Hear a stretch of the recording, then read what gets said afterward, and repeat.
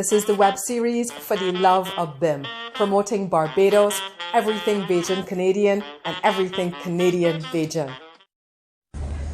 Welcome to another episode of For the Love of BIM. I am your host, Consul General Sonia Marvel Carter, and today we're featuring none other than High Commissioner Reginald Farley. And yes, I can still call him High Commissioner because he's still that on, well, today's date, he's still that. He is, however, also President of the Senate Designate, but we'll get into that a little later. So, High Commissioner Farley, tell me about your time before you were High Commissioner, so when you were a Member of Parliament and a Minister in Government.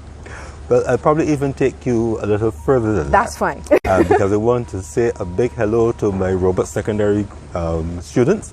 It was my first job. I was a teacher for 10 years. I was young then. We were all young. I went to Teachers College, went to university, and I taught, and we're all great friends even today. Several of whom are in Canada, several are in Barbados. I go to the reunions when I can, and that was a great start for me. But I went into economic development at the Barbados Investment and Development Corporation, BADC, as a business development officer. Then I was the executive director of the Barbados Chamber of Commerce and Industry at the ripe old age of 30. and then at 32, I was called by Prime Minister Arthur when he won in 1994 and asked to be the Minister of Industry, Commerce and Business Development. It was as if he had said, well, you're out there as a private sector person advocating for what should be the policies and programs to promote entrepreneurship and business. Here's the portfolio, run it. And that was what I did, adding international business and other things for about 8 years in terms of economic ministries. Then I switched to the social side, in terms of economic, youth affairs and sports, education, youth affairs and sports. And then in the final 2 years, housing and lands. In terms of the parliamentary experience then, when I was called to cabinet, I was appointed to the Senate in 1994. And I served there for 5 years, and I ran in Christchurch East. And that's an interesting history in of itself. I was born in St. George, so say hello to my Bairns Village, St. Jude's crew. But I went to school at Foundation. So did I, folks. So there's right. Foundation in the house. Sorry, I needed to plug that. so in a sense, I was born among the cane fields, but I was raised in the fishing village because Mrs. Keats turnovers and oysters. I cast out a line on the rocks by Miami Beach before there was a Miami Beach. Okay. I went into Chase Vault. I went on the airport around there at night before there was a fence. And wow. Went by the swamp and Graham Hall. So when I was asked to run there, it was really part of my second community. Okay. And I served that community for 10 years. Pleased to say I was able to effect lots of development in the area. And I'm still friends with everyone there. I still visit Christchurch East, hello Silver Sands, hello Parish Land, and I relax and hang out there. They're just my good friends. Know that I'm not the representative. Okay. So we're moving on now to Canada, and you are High Commissioner at Ottawa. Tell us about what is happening in Canada, because you're still High Commissioner at this point in time. So tell us about your team in Canada, exactly what the High Commission does, what you would have presided over there as head of mission in Canada, and just give us a little rundown on that. We have spoken about it, or I've spoken about it in a previous episode, and I had promised the viewers, yes, that I would let them know exactly what happens at the High Commission. So if you would be so kind as to just run us through that. Well, in terms of Canada, first let me clear up one thing. When we speak of High Commission, High Commissioner, we're speaking of the ambassador to Canada. However, among the 53 Commonwealth countries, they're called the ambassador's High Commissioner. So that for those of you who remember Barbados, you hear about the American ambassador, but the Canadian High Commissioner, the British High Commissioner, they're all ambassadors. So I'm the ambassador to Canada.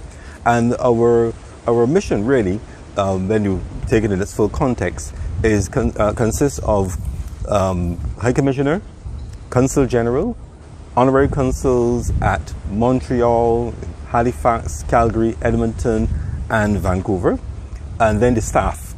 So you have consuls, vice consuls, so that's everyone in the regular consulate, the regular mission, as well as in the BTMI, Invest Barbados, and the Labour Liaison Scheme. So we're one unit, but because of where our respective interests lie, it's important to do two things. One, the embassy, which is the High Commission, must be in the political capital, which is Ottawa. There's no choice, no option. then every country can choose to have several consulates. The United States has 5.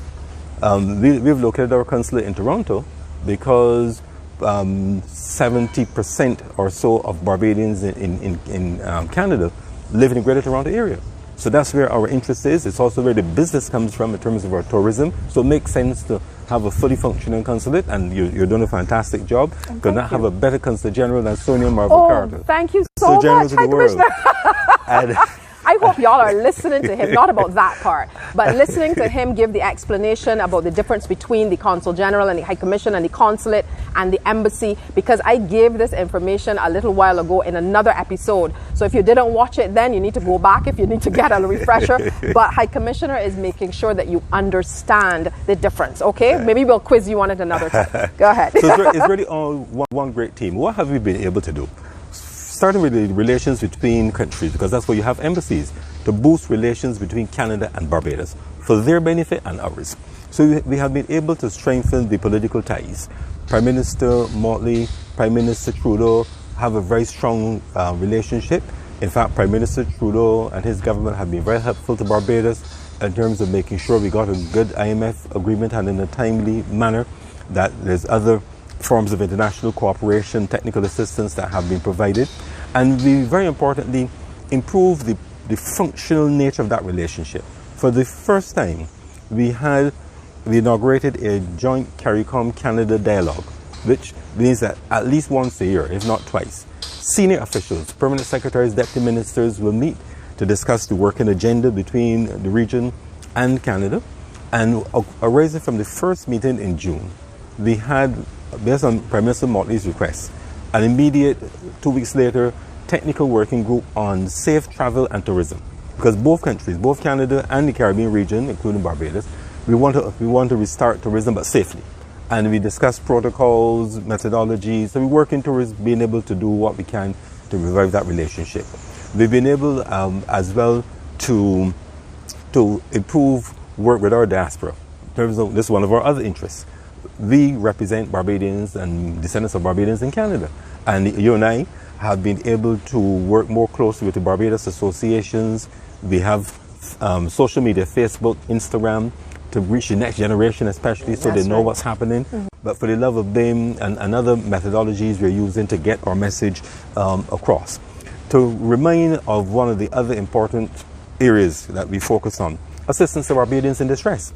And again, you and I, Consul General, we work very hard into the wee hours of the morning sometimes to locate and place Barbadians who are stranded in Canada because of COVID on 2 repatriation flights before commercial flights resume. And I also want to thank the Barbadian diaspora, because they have provided some funding to quietly support 1 or 2 Barbadians who were stranded but who were out of funds as well. They did not plan to be in Canada for the length of time, and they were able to provide support. Additionally, Barbadians in Canada, with some help and coordination from us, have been very generous to Barbadians at home, providing philanthropic assistance with a number of projects. But additionally, we've been promoting business. Investment from Canada is very strong. Tourism from Canada is very strong. So our respective teams on the ground promote those. And of course, we try to get as many Barbadians as possible to find jobs in Canada. So the Labour Liaison Scheme is working in that regard. And even with COVID, we were able to still get some Barbadians to find flights and get there. So all in all, strengthening our economic ties, improving our bilateral political relations, and through this and other means, we're also now seeking to strengthen our cultural diplomacy. We want to project the Barbadian message, which then has a tie with our letting Barbadians in Canada, descendants of Barbadians in Canada, and Canadians understand who we are. This is who we are, as the song says. As the song says. At Barbados on the Water, we display this is who we are with our music, our dance, our food. And we want really to project this to the world and say to our tourists, come and enjoy Barbados. This is not an artificial construct for you to enjoy. Come and see how we live. So all in all, that is what we do as a mission, as a consulate, as all of the agencies, one entity, but with diverse parts to cater to different aspects of this very strong relationship between Barbados and Canada. And High Commissioner, what would you say then, for these past 2 years that you have been in office in Canada, what would you say would be the high point maybe of your term so far as it is coming to an end? Or is there something that you would like to see happen that you haven't been able to complete? Is there anything in particular that you would want to highlight at this point in time? I will highlight a few things actually. I would highlight it's always a high point of any tour of duty that the leaders of the countries travel to one another's country. So one highlight will be in April 2019 when Prime Minister Motley visited Toronto and Montreal to attend some important business meetings to do with economic development, but she addressed the nationals. And we had not even standing room. The rooms were full to capacity in Montreal and Toronto. And Prime Minister Motley was able to blend with her people. The other important high point would be the visit of, which didn't come off in end, visit of Prime Minister Trudeau to Barbados. At the last minute, he had to stay in Canada because of the challenge with the blockage of the railways and disruption of trade. But his foreign minister came to Barbados, to where Prime Minister Motley, as chairman of CARICOM, we had very important meetings between Canada and CARICOM to define our future for the next 10 years or so and identify key priorities on which we'll work. That was an important priority and an achievement. And finally, I would say that the strengthening of our diaspora engagement. You and I have worked very, very closely on that, and we had set it as a priority. I think that we have a respectful, purposeful engagement with our nationals there because we wanted to make the point that our nationals abroad and descendants of our nationals need not only to be pressed when we want something, but to be engaged in our democracy, in our development. And one of the things that I'm pleased to see is that we have fully embraced digital technology to the point where when the offices were physically closed, you, I, and all of our staff were working from home and there was no disruption to service. That's another achievement as well. The offices are mobile. If we have a heavy snowstorm, we can still work from home if there's COVID or whatever.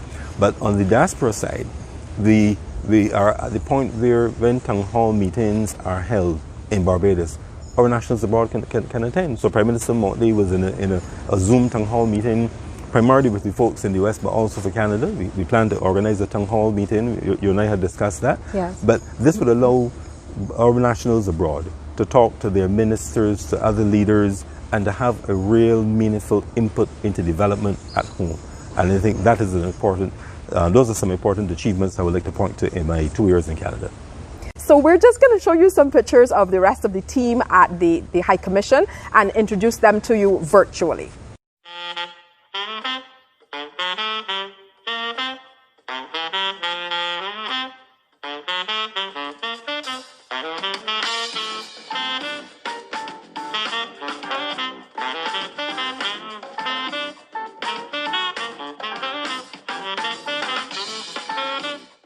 In light of the fact that High Commissioner Farley is leaving us, I want to show you a bit of what he has been doing throughout his time in Canada, and maybe not just Canada, but what he was doing in Barbados as well. So take a look at some of these photos.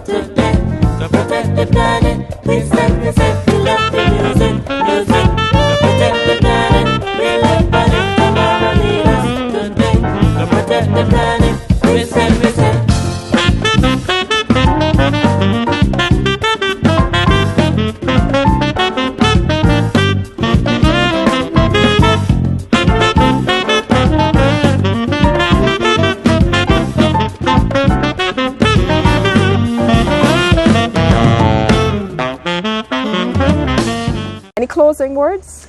Yes, I want to thank all of you, my fellow Barbadians, for welcoming me warmly to Canada, for engaging with me, for working with me, for playing with me. I had a good time, I worked hard, and I played hard. And it has really been your warm embrace that has taken me through 2 very cold winters.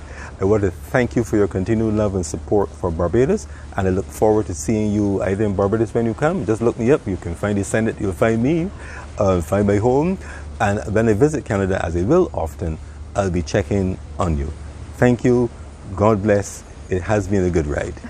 On behalf of all of the Barbadians in Canada, I also want to extend the best wishes to you on your new endeavors. In Barbados, you are serving the Barbadian public and the country of Barbados, still just on a different platform, and we expect that you are going to do wonderfully well there as well, just as you have done in Canada. We will definitely miss you. I'm pretty sure everybody will join with me in saying, yes, we will definitely miss you in Canada, but we know that you are still serving your country and serving your country well in another forum. So congratulations on this new post, and we wish you all the best, but we expect to see you in Canada at some point in time. You'll come to visit, right? I will miss you, my wingman, Consul General. We're a good tag team. Yes, we have been a great tag team. So thank you very much for all of your service. And I'm sure, like I said, I speak on behalf of the entire diaspora when I say thank you. Thank you so very much, High Commissioner Farley.